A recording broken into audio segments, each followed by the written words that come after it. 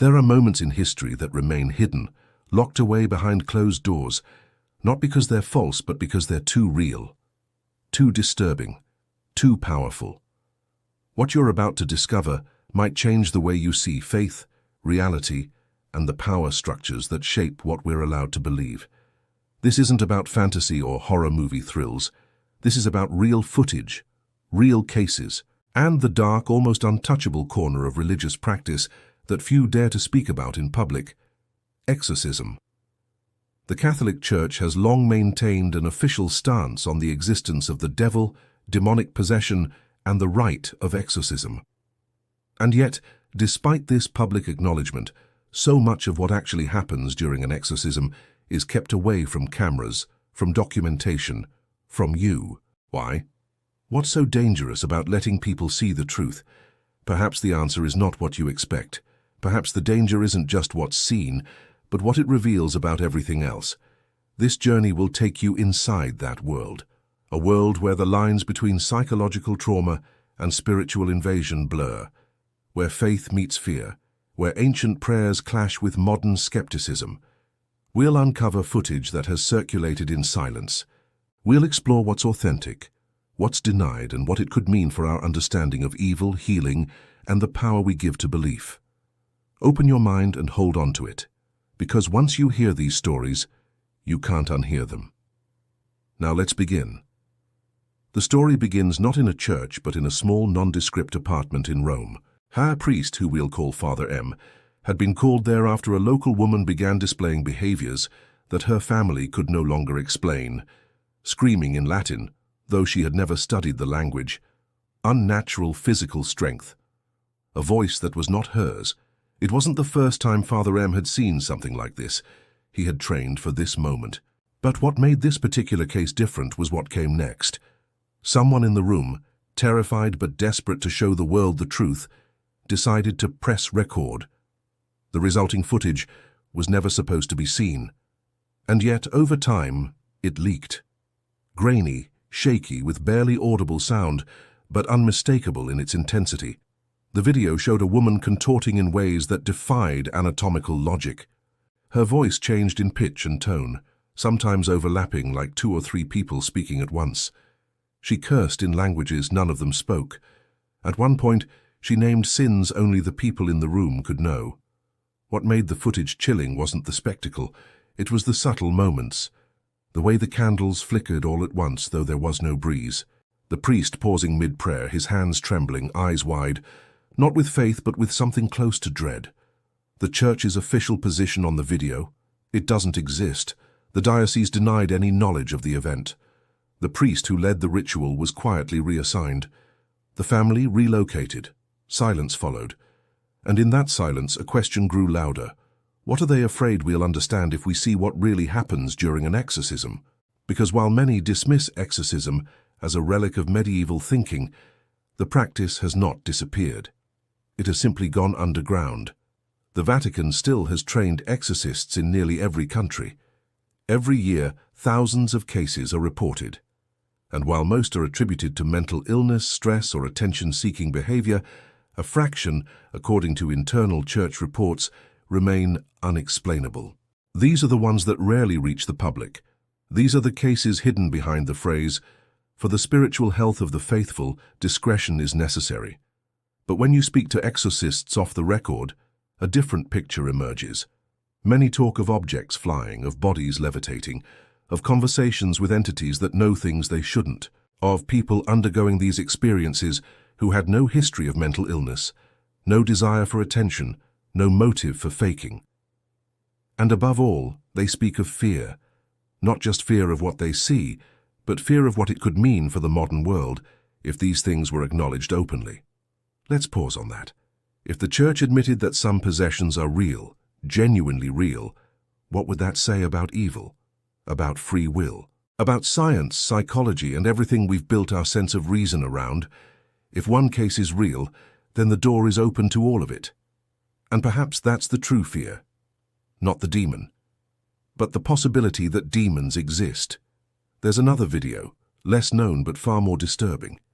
This one is shorter, just under 5 minutes. It shows a young boy in a hospital bed in Poland screaming uncontrollably as a priest prays over him. The nurses step back, visibly shaken. The boy's voice deepens and he begins to list the names of doctors in the building, doctors he'd never met. When one doctor enters the room, the boy stops screaming and whispers something to him. The doctor turns pale and leaves. The priest continues praying.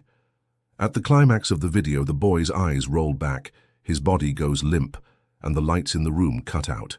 The hospital's explanation: power failure, emotional trauma, an epileptic episode. But the priest's handwritten report, later leaked, paints a different picture. This was not of this world. Again, the church issued no comment, no press release, no denial, just silence. And that silence speaks volumes. It's tempting to say these things are hoaxes, and in many cases, they probably are. But if even one of them is genuine, if even one piece of footage is real, then what does that say about the reality we take for granted?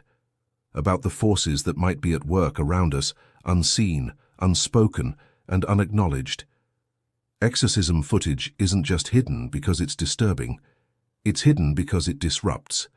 It forces us to confront the idea that there may be a spiritual war happening beyond what we can see, that people can become vessels for something other, that prayer isn't just tradition, it might be protection, and that the church, whether to preserve stability or protect us from fear, doesn't want us to look too closely.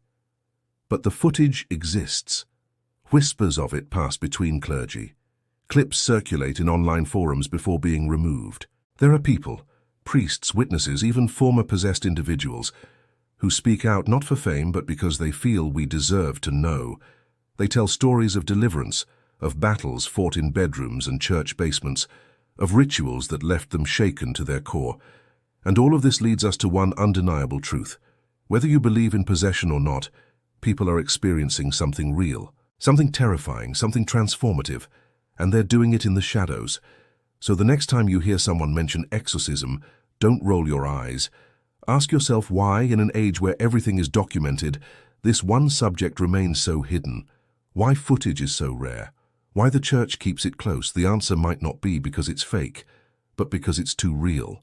There's a moment during every documented exorcism, whether officially sanctioned or done in secrecy, when the room changes. Those present describe a sudden drop in temperature. Others mention an overwhelming feeling of heaviness, like the air itself has turned thick, almost impossible to breathe.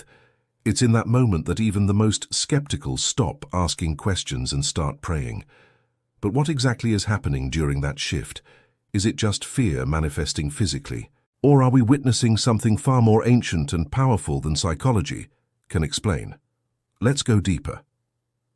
One of the most talked about cases in recent years involved a young woman in Mexico who began behaving erratically after attending a ritual in a remote village. According to family members, she had gone as a curious observer but returned withdrawn, silent, and visibly disturbed. Within weeks, her behavior escalated. She refused to eat. Her voice became guttural. She carved strange symbols into the walls of her room. The family, desperate, turned to the church. The local priest agreed to an exorcism, but under one condition: no cameras. What happened next leaked only because someone secretly recorded audio. The sounds are chilling. Screams that shift pitch inhumanly. Words in multiple languages, including ancient Aramaic. The priest can be heard shouting the rite of exorcism while others pray in the background. At one point, there's a long silence followed by a sound that doesn't quite fit, a kind of growl mixed with static, like a radio picking up something it shouldn't. The exorcism lasted hours. The woman reportedly collapsed, unconscious, and awoke days later with no memory of the event. But the audio still exists, and if you've heard it, you know, this wasn't a mental breakdown, this was something else entirely. This is where things start to get complicated. Because in every modern conversation about exorcism, there's a struggle between two worlds, the clinical and the spiritual, psychiatry versus theology. The church insists it screens every case for psychological issues before authorizing an exorcism. They consult doctors, therapists, neurologists. But what happens when none of them can explain what's going on? When scans come back clean, tests show nothing, and yet the person before them continues to deteriorate, speak in unknown tongues, and react violently to prayer. Doctors call it dissociative identity disorder. The church calls it possession, and somewhere in the middle lies a terrifying possibility that both might be true, that there are forces capable of manipulating not just the mind, but the spirit. And if that's the case, then we're dealing with something that crosses dimensions, something that science isn't yet equipped to define. Take the case of Father R., a Vatican-trained exorcist who broke silence before his death. In a series of private interviews, he described encounters that left him changed forever. One involved a man in his 30s who had never been religious, never stepped inside a church. One night, the man claimed he woke up unable to move, with a voice whispering in his ear in a language he didn't understand. Over the next few days, his personality shifted. He began speaking in that same language during sleep. He developed an aversion to sacred symbols. His eyes, said the priest, seemed to change color, darken when prayers were recited. Father R. performed 3 exorcisms on this man. The first failed. The second ended with the man violently attacking him. The third, that's the one he never forgot. During the rite, the man stopped struggling, stared directly at him, and spoke in perfect Latin, "I know your sins, priest," and then proceeded to list moments from the priest as past no one could have known, moments he had never confessed out loud. Father R. said he finished the ritual trembling, not because he didn't believe, but because he did. And yet, the church never allowed him to release the footage. Yes, the sessions had been filmed for training and documentation, but the tapes were sealed. Father R. had asked for them to be shown to theological students. He was denied. Eventually, he stopped asking. But the fact remains, these tapes exist. They sit in locked archives under the Vatican's control, unseen by the public, and the question echoes again. Why? We're not talking about myths here. We're talking about documented events, individuals who suffer, priests who risk their own sanity, families who beg for help, and recordings, images, sounds, testimonies that vanish or are suppressed. There is a gatekeeper. And that gatekeeper is fear, fear of panic, fear of ridicule, fear that people will misinterpret, but also fear of truth. Because if the public had unrestricted access to these materials, what might happen? Would it renew faith or destroy it? Would people feel protected or terrified? Maybe the reason the church doesn't want you to see these videos isn't to hide something sinister, but to shield you from something overwhelming, something we're not ready to face. Still, people are searching.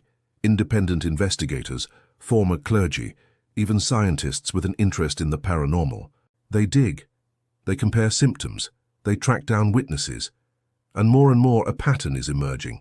Certain behaviors, physical anomalies, vocal phenomena, certain phrases that repeat across cases, certain aversions to holy water, to sacred texts, to the name of Christ. These consistencies suggest something that's more than coincidence, something systematic, structured, intelligent. There's also the matter of timing. Most possessions seem to happen not at random, but after exposure to specific events, seances, occult practices, violent trauma, or even seemingly harmless things, playing with a Ouija board, visiting cursed places, watching certain rituals. And once the door is opened, it's very hard to close, which brings us to the real danger of watching these exorcism videos, not for the church, for you. There are those who believe, and we're not talking about fringe groups, but actual trained priests, that simply witnessing a genuine possession can leave an imprint on your spirit, that seeing evil manifest can create cracks in your own spiritual defenses, that the very act of watching with fascination is an invitation, not to possession, but to presence. So again, maybe it's not censorship, maybe it's protection, and yet curiosity wins, because we are drawn to the unexplained. We want to see the line between reality and the supernatural. We want to know what's out there, even if it scares us, especially if it scares us. So here's what we're left with. Footage that exists but is hidden, stories that are dismissed yet persist, victims who recover but never fully forget. and a church that walks the tightrope between revelation and restraint. It's a paradox. One institution, two faces, the one that blesses, guides, and comforts, and the one that whispers, chants, and battles the darkness. And in the middle of it all, the one question that haunts every exorcist, every witness, every viewer of leaked footage. What if it's all true? There's a strange silence that follows a true exorcism. Not just in the room once the prayers have ended and the body goes still, but afterward, in the lives of those involved. Priests rarely speak of it publicly. Families move away. Victims recover, but carry a deep, unspeakable trauma. And those who've documented it, those who've caught the sounds, the visuals, the chilling details on camera, often disappear from the public eye. Why is that? Is it shame, fear, or something deeper, something unseen but undeniably present? One anonymous cameraman who claimed to have filmed multiple exorcisms for the church before quitting said, "You can't unsee that stuff. It doesn't just leave the room with you, it follows." He described watching a boy, no older than 10, scream at the top of his lungs in a voice that sounded like a grown man drowning. Another time, he recalled seeing a woman slam herself against a wall repeatedly, without a single bone breaking. "It's like reality twists," he said, "and even when you turn off the camera, the feeling doesn't stop." The church, he explained, would often confiscate the footage right after the ritual. Not all of it. Sometimes a backup copy would remain, hidden. Some were leaked, others never surfaced. But what all of them had in common was that they captured moments that simply couldn't be explained by conventional means.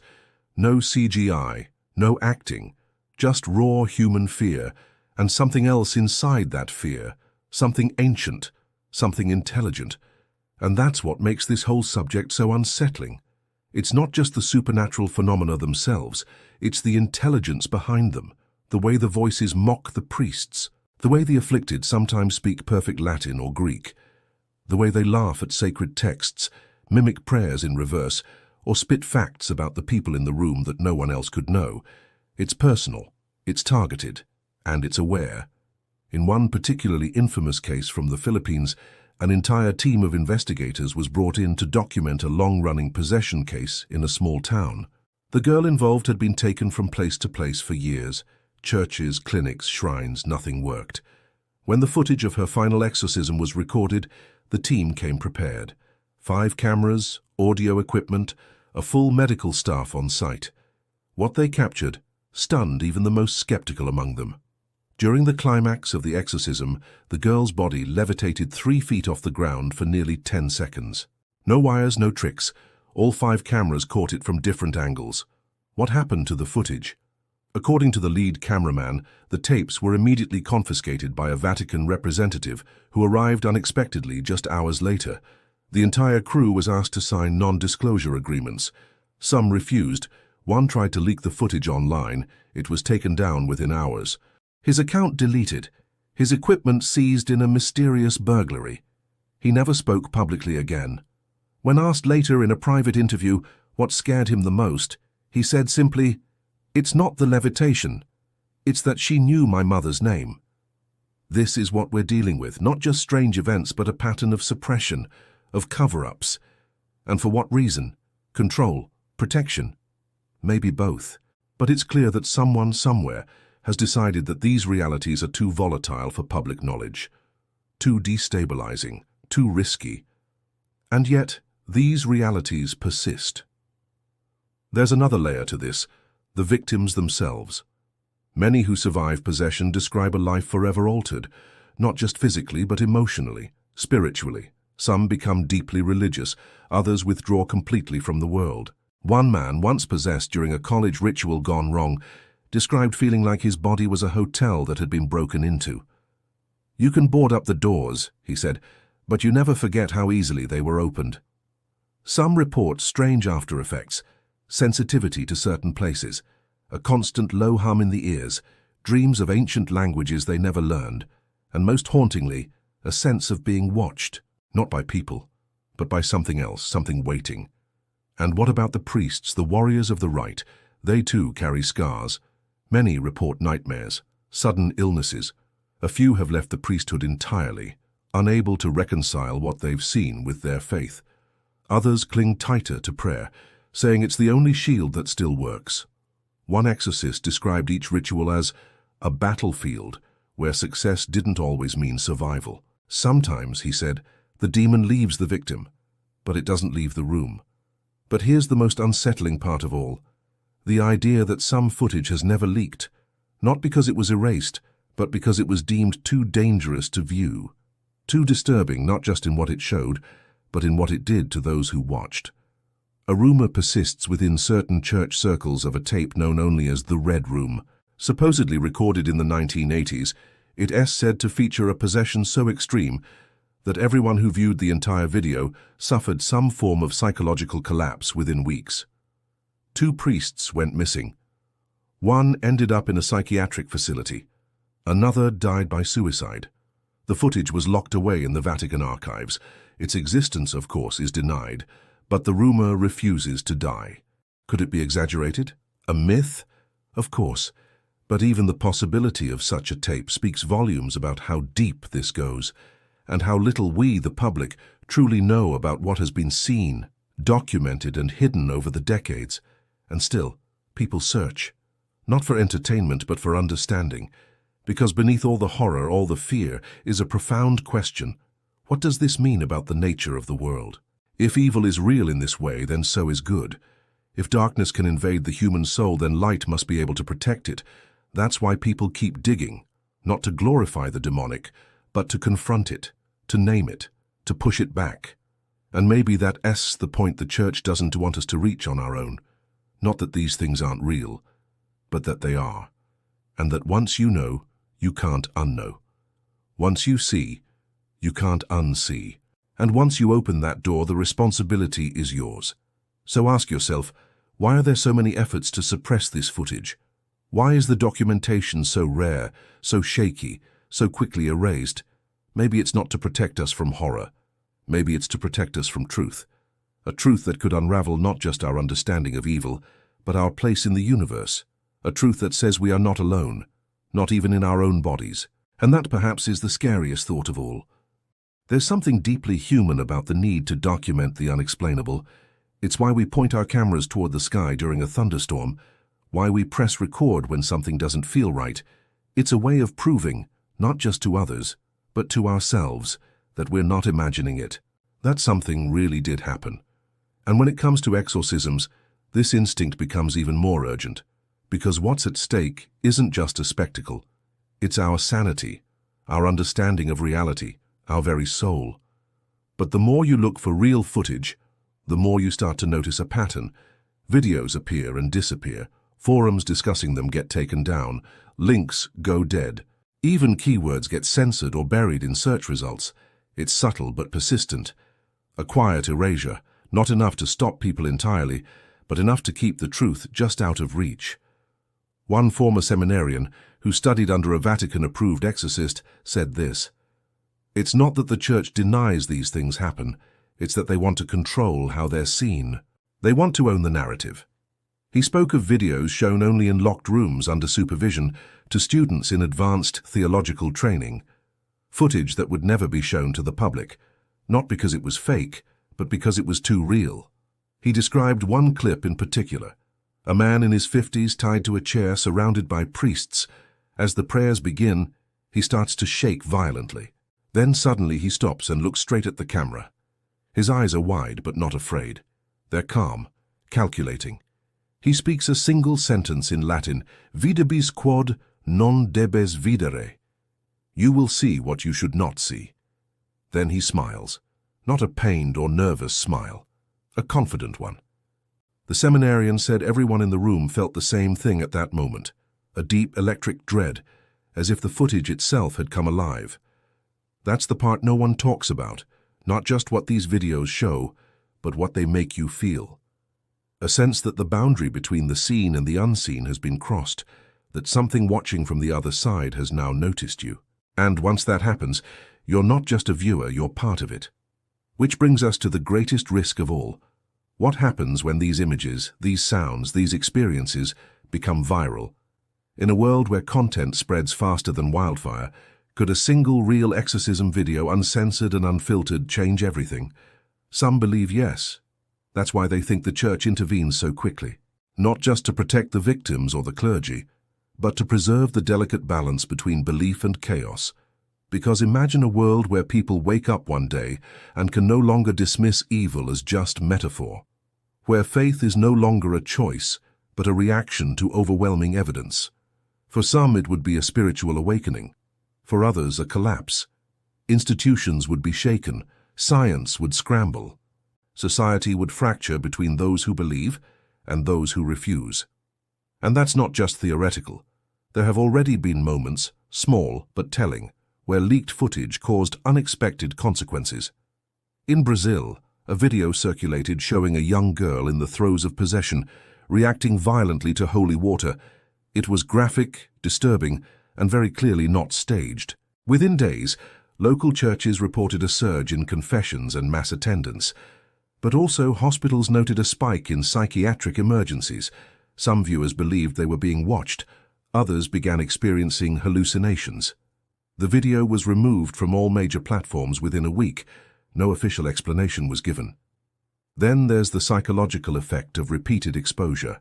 Researchers have begun studying what happens when people watch footage of real exorcisms, even short clips. The results are mixed but concerning. Some report a feeling of unease that lasts for hours. Others experience recurring nightmares. And a small percentage claim to have felt a presence in their homes after viewing. Of course, skeptics say it's just suggestibility. But what if it's more? What if these videos aren't just showing something, but transmitting something? A frequency, an invitation, a spiritual signature. If that's true, then the church's silence becomes less about secrecy and more about quarantine, a spiritual firewall to prevent contamination. Still, people search, because deep down we know something is missing. We sense that our clean, sanitized version of the world is incomplete, that the ancient battles between light and dark didn't disappear with modernity, they just went offline. And now, slowly, they're coming back into view. Through leaked footage, whispers, shadows caught on camera. There is a final piece to this puzzle that rarely gets discussed. The idea that exorcism isn't just about removing something dark, but about restoring something lost. Many victims of possession, once freed, describe feeling not just relieved but awakened, as if something inside them had been switched back on, a sense of clarity, of spiritual awareness, of purpose. Some even say the experience, while traumatic, led them to a deeper faith than they ever imagined. What if that's the real reason exorcism is so controversial? Not because it's terrifying, but because it's transformative. Because it reveals the spiritual layer we pretend isn't there, and in doing so, reminds us that we're more than flesh and blood, that there's a war happening around us and within us, and that every prayer, every belief, every doubt is a part of that war. So here we are, watching, wondering, searching for answers in shaky videos, hushed interviews, and forbidden archives. Maybe the church has reasons we don't understand. Maybe they're right to keep these things hidden. But maybe, just maybe, it's time to start looking anyway. Because truth, no matter how dark, doesn't go away when we ignore it. And sometimes, the only way to defeat the shadows is to shine a light. If you've made it this far, you already know this was never just about videos. This was about pulling back the curtain, about asking questions that matter, about facing the darkness, not to glorify it, but to understand it, to confront it. Because only then can we truly walk in the light. Thank you for listening with an open heart and a brave mind. Stay curious, stay strong. And remember, what you choose to believe shapes what you're able to see. Until next time.